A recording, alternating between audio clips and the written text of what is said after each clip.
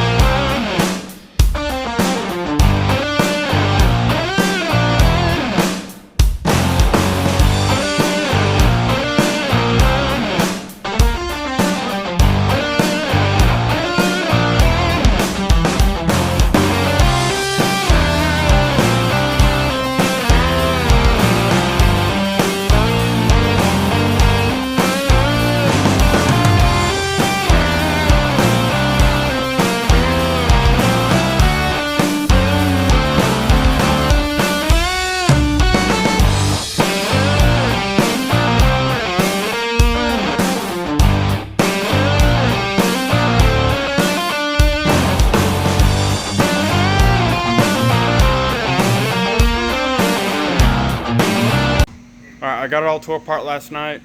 Everything looks pretty good, so we're going to start going back together with it.